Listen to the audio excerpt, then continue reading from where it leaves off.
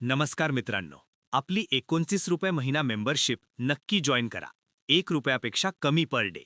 तर मित्रांनो, भारतीय राज्यघटनेत सुरुवातीला 8 परिशिष्टे होती. आता 12 आहेत. पण परीक्षेत विचारतात की 10वे परिशिष्ट कशाशी संबंधित आहे किंवा शपथेचा नमुना कोणत्या परिशिष्टात आहे. हे 12च्या 12 परिशिष्टे क्रमाने लक्षात ठेवण्यासाठी आज आपण एक वर्ल्ड फेमस ट्रिक बघणार आहोत. Tears of old PM. Trick एकदम सोपी आहे. समजा एका जुन्या पंतप्रधानांचे अश्रू म्हणजेच टीयर्स. वाक्य आहे टीयर्स ऑफ ओल्ड पीएम. ही अक्षरे 1 ते 12 परिशिष्टे दर्शवतात. चला एक एक उलगडून बघूया. टी फॉर टेरिटरीज म्हणजेच प्रदेश. परिशिष्ट 1 मध्ये राज्य आणि केंद्रशासित प्रदेशांची यादी आहे. ई फॉर इमॉल्युमेंट्स म्हणजे पगार किंवा अर्निंग्स.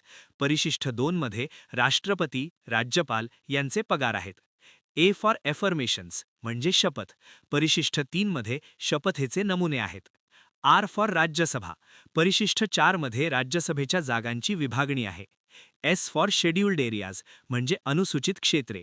परिशिष्ट 5 मध्ये अनुसूचित क्षेत्रांचे प्रशासन आहे. ओ फॉर अदर एरियाज म्हणजे इतर आदिवासी क्षेत्रे. आसाम, त्रिपुरा, मेघालय, मिझोराम ATMM आहेत.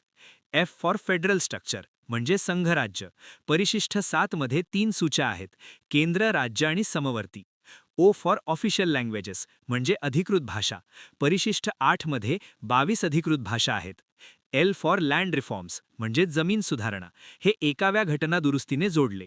डी फॉर डिफेक्शन म्हणजेच पक्षांतर. परिशिष्ट 10 मध्ये पक्षांतर बंदी कायदा आहे. 52वी घटना दुरुस्ती. पी फॉर पंचायत म्हणजे पंचायत राज. परिशिष्ट 11 मध्ये पंचायत राज आहे. 73वी घटना दुरुस्ती. एम फॉर म्युनिसिपॅलिटीज म्हणजे नगरपालिका. परिशिष्ट 12 मध्ये नगरपालिका आहेत. 74वी घटना दुरुस्ती. तर मित्रांनो, टीयर्स ऑफ ओल्ड पीएम हे वाक्य पाठ करा आणि 12 मार्क फिक्स करा. व्हिडिओ आवडल्यास लाईक करा आणि सबस्क्राईब करा. धन्यवाद.